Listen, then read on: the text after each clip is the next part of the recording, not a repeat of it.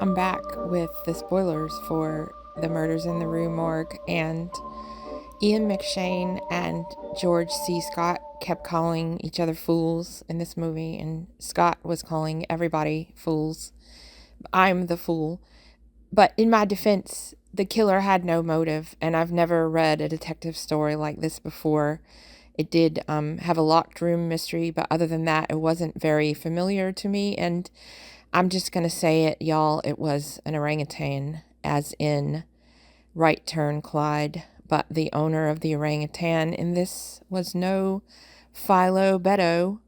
So I really wanted it to be Ian McShane turning into a werewolf, but it was a literal ape. And George C. Scott's character, we get a lot of montage of him walking around Paris. He goes to some kind of special library and does research. He puts an ad in the paper. He finds something on the ground outside of the house where the murders took place. Another murder happens.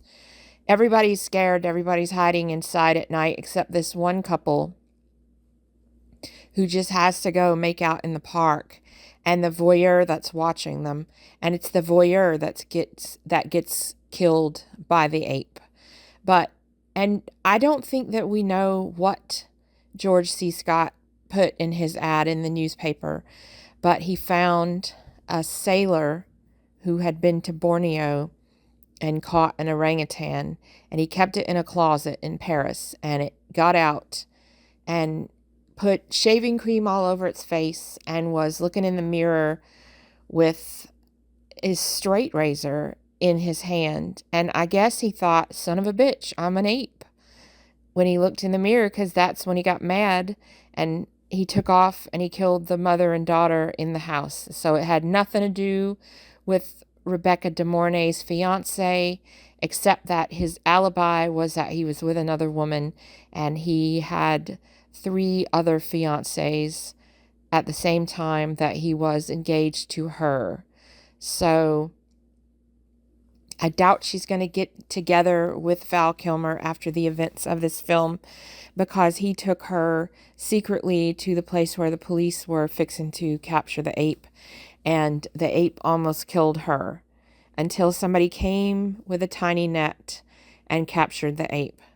And so I don't usually read about things. I definitely don't read about things that I'm watching before I review them, but I looked it up. Edgar Allan Poe was very popular in France and had studied France, but had never been there.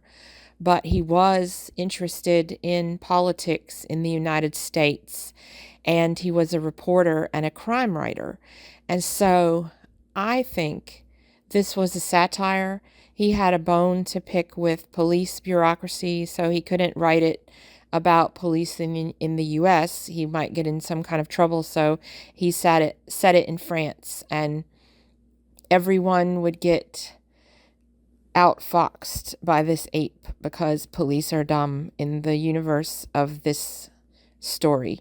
And it's a short story, so the story's kind of padded out with the scenes of Scott walking around.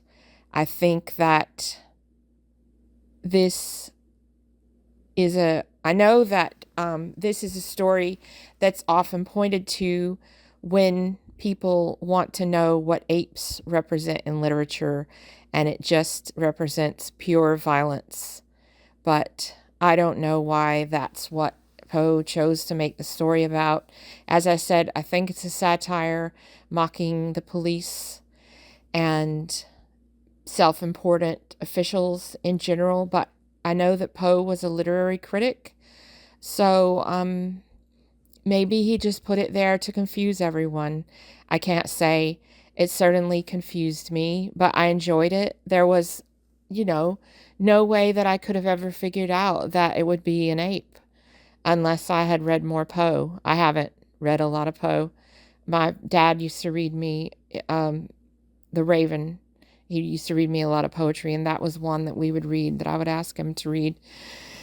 And in high school, I think I've mentioned before that I read Hop Frog, and it freaked me out. But, yeah, I don't know too much about Poe other than the Roger Corman, Vincent Price movies from the 60s.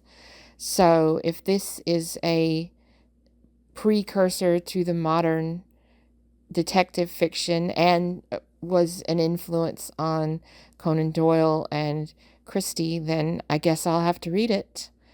So let me know in the comments if you've seen this movie, if you have any thoughts about the scene described with the ape looking in the mirror, what that could mean, and have a good day.